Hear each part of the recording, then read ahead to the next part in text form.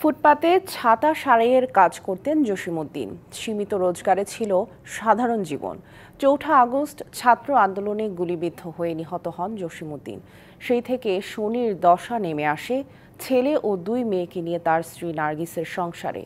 যদিও পরিবারটিকে সামাজিক নিরাপত্তা কর্মসূচির আওতায় আনার পাশাপাশি সব ধরনের সহায়তার আশ্বাস দিয়েছে উপজেলা প্রশাসন।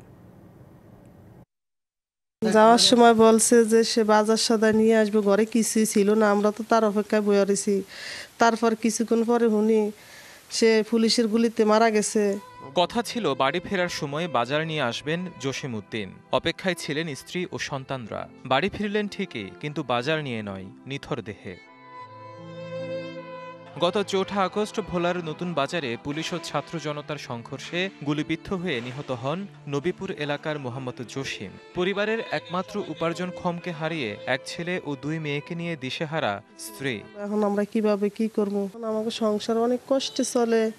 আমার ছেলে মেয়ে ৩ জন পড়াশোনা করাই, তাদের অনেক কষ্টে পড়ালেখা করাইতে পারি না। অভাবের তাড়নায় ৮ম শ্রেণী পড়ুয়া বড় ছেলে সিয়াম হাল ধরেছে বাবার ছাতা মেরামতের দোকানের। যা উপার্জন হয় তাই দিয়ে চলে বাবাহীন সংসারের খরচ।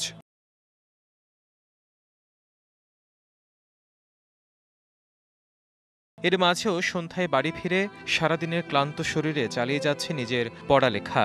বাসার পারিবারিক কখন অবস্থা ভালো না, বাবা মারা যাওয়ানোর জন্য। আমার বোন আছে 2টা ছোট ছোট, তাদেরও আপনার পড়াশোনা চলে না, আমারও পড়াশোনা চলে না। এখন বাধ্য হয়ে এই কাজ করি, পাশাপাশি পড়াশোনাও করি। নিহত জসিমের ছোট ২ মেয়ের কণ্ঠেও বাবাহীন জীবনের স্মৃতিচারণ। খেলনায় না দিত, ব্যাগ না দিত, ঘুরতে নিয়ে যাইত। এখন আব্বু নাই, কেউ না দেয় না। এখন আর আমার আব্বু টাকা দেয় না, কেউই দেয় না। আসার সময় কেউ কয় না খায়া যাবা কিছু লয়ে যেত। এদিকে নিহত জসিমের পরিবারকে সামাজিক নিরাপত্তা কর্মসূচির আওতায় আনার পাশাপাশি সব ধরনের সহায়তার আশ্বাস দিয়েছে উপজেলা প্রশাসন।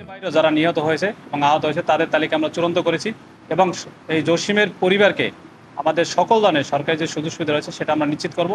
সামাজিক নিরাপত্তামূলক কর্মসূচিকে আওতায় তাদেরকে নিয়ে আসবো। ছাত্র জনতার আন্দোলনে শহীদদের তালিকায় স্থান পাক জসিমউদ্দিনের নাম, আর শহীদদের জন্য দেয়া সব সুযোগ সুবিধা নিশ্চিত হোক, এমন দাবি তার পরিবারের।